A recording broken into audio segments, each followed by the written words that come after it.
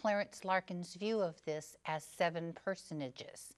In Revelation 12, he sees the first personage as being the sun-clothed woman, the second as being the dragon, the third as being the man-child, the fourth as being the archangel, and the first personage, the sun-clothed woman, is Virgo. And there appeared a great wonder in heaven, a woman clothed with the sun and the moon underneath her feet. The woman that we're talking about is Virgo. She sits upon the apparent travel of the sun. She is one of the symbols of the zodiac, and therefore when the sun is in her house, she is clothed with the sun. The moon can be under her feet because she is a star sign, and during certain times, the moon is under her feet. Also, she has supposed to be with a child. She is a virgin producing a child. So Christianity sees her as a symbol of Christianity and of a virgin with child. In Bullinger, Witness of the Star, he picked the story that is spoken of Emmanuel, a virgin shall be with child, and applied it to Virgo. Virgo is a woman with child. In dealing with the Great Seal of the Earth, Manly Hall linked the seal with a picture which was called The History of the Earth, and it was made by Raleigh.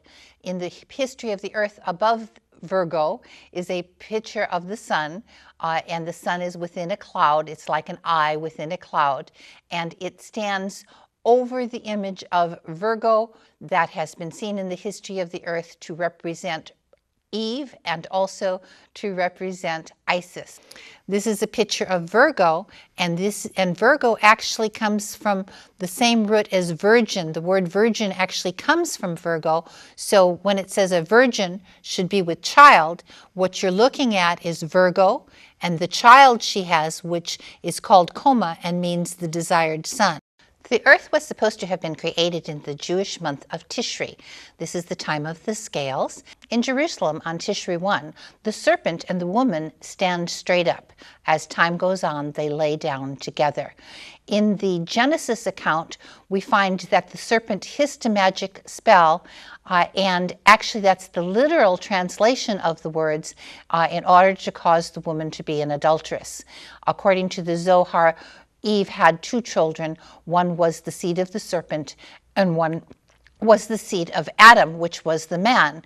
And therefore, the son of man would be the son of mankind, who was to come from the seed of Adam, as opposed to the seed of the serpent. And it was to be said that the seed of the woman was to be victorious. She would produce a seed that would crush the head of the serpent. Also, the serpent was to bruise the heel of the seed of the woman, the son of the serpent.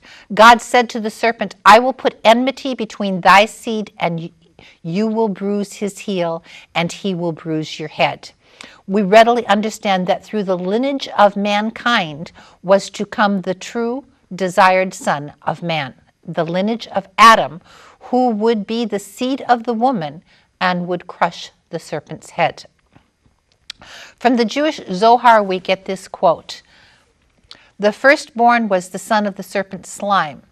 The 2 beings had intercourse with Eve, and she conceived of both and bore 2 children.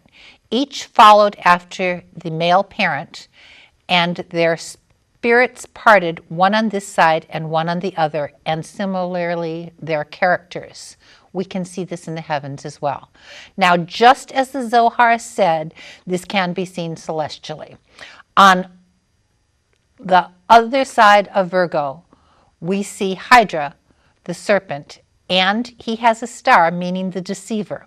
Much like Draco, Hydra, the serpent, is again a picture of the same serpent, this time shown cast down.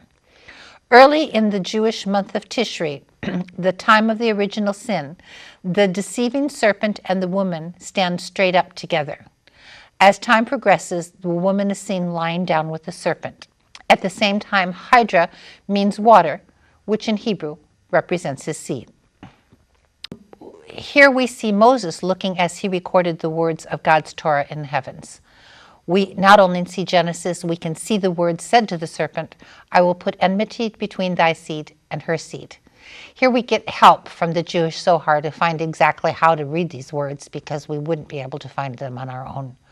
The Zohar says, whenever you see a ship with a serpent in its banner, its name is enmity. Argo is a ship that has a serpent within its banner, and we are to picture it as enmity.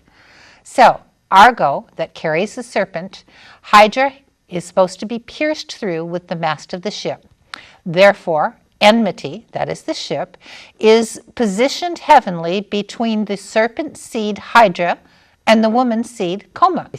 Of the second personage, it speaks of the dragon, and it states, "And there appeared a wonder in heaven, and behold, a great red dragon, having 7 heads and 10 horns, and 7 crowns upon his heads. And his tail drew a third part of the stars of heaven, and did cast them to the earth.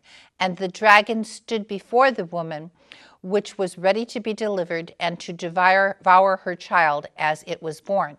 So you can see from this portion of the zodiac that the dragon is posed behind the woman and the child as though he was going to grab the child at the time that he was born. This was part of the ancient mythology that the dragon as well. Draco is the dragon. He has 7 heads, in that there are 7 serpents within the celestial heavens. Today, we see those 7 serpents as Hydra, which is the one that stands next to the woman, Draco himself, Serpent Teres, which is with Ophiuchus, and also there are 3 serpents that are within the hand of Hercules. That makes a total of 6. On the southern hemisphere, we also see the mate to Hydra. It's called Hydrus. It's a small constellation. Now, Hydrus is a modern constellation, so maybe we should be looking into ancient records again for this. And it is true that the hare, or rabbit that's underneath Orion's feet, was pictured in other zodiacs as a serpent as well, so that might be the 7th serpent that we're looking for.